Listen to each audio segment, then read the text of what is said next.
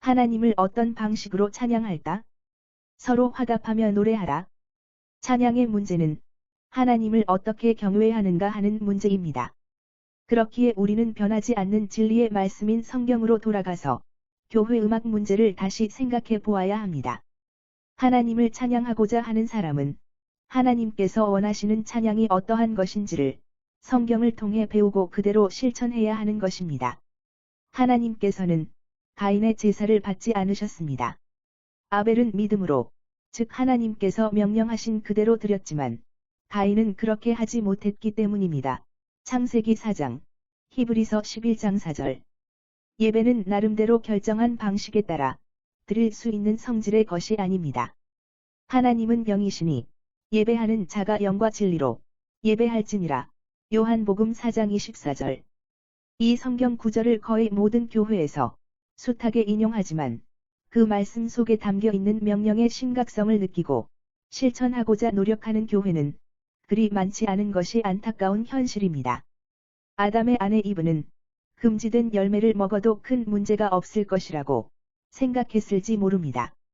나답과 아비후의 경우 하나님 앞에서 분향할 때 조금 다른 불을 향로에 담아도 별 문제가 없다고 생각했을지 모릅니다. 그러나 그 결과는 죽음이었습니다. 레위기 10장 1절로 2절.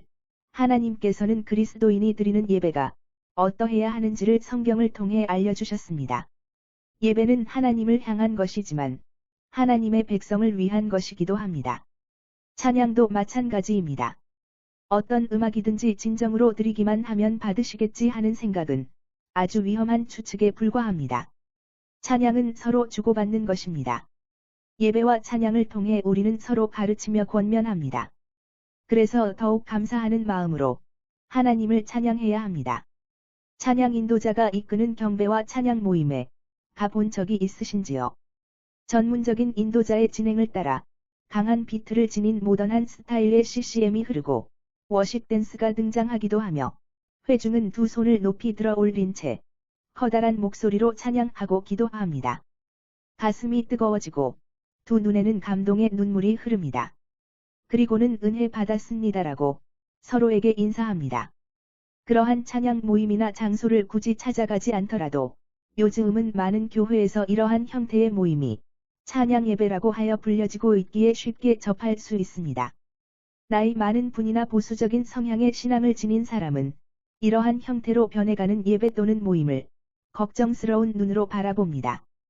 그러나 젊은이들을 중심으로 한 이러한 모임과 찬양 예배는 날로 인기를 더해가고 있습니다.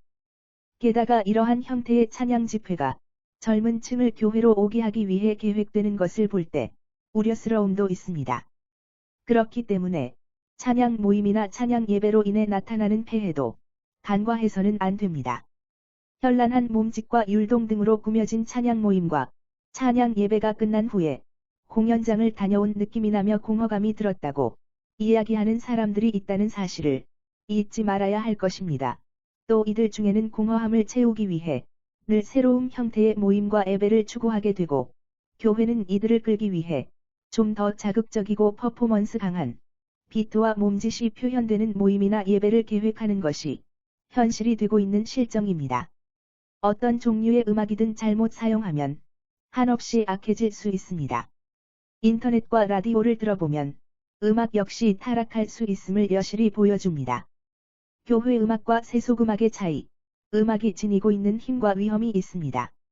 음악의 위험성을 인식하고 예배 음악에 대한 하나님의 뜻이 무엇인지, 교회 음악에 대한 예수님과 사도들의 가르침은 어떠한 것이 있는지를 점검해 보아야 합니다. 서로 화답하며 노래하라.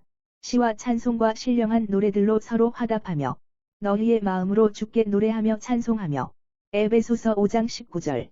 그리스도의 말씀이 너희 속에 풍성히 거하여 모든 지혜로 피차 가르치며 권면하고 시와 찬송과 신령한 노래를 부르며 감사하는 마음으로 하나님을 찬양하고. 골로새서 3장 16절. 우리는 하나님께서 이끄시는 대로 인생 행로를 걸어가야 합니다.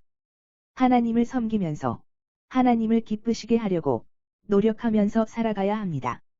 우리들은 자신을 기쁘게 하려고 애써서는 안 됩니다. 그리스도께서도 자신을 기쁘게 하지 않으셨습니다. 로마서 15장 3절. 찬양은 누구를 위한 것입니까? 찬양이 기쁨을 준다는 이유만으로 찬양 모임이나 찬양 예배로 향하는 사람은 자신의 필요를 충족시키고자 해서는 안 됩니다. 성령을 내 안에 모시고 하나님을 직접 뵙는 영광스러운 미래를 소망하면서 늘 찬양하며 살고 싶다면 먼저 하나님의 뜻이 어디에 있을까를 깊이 생각해야 할 것입니다. 이상 콕스토리였습니다.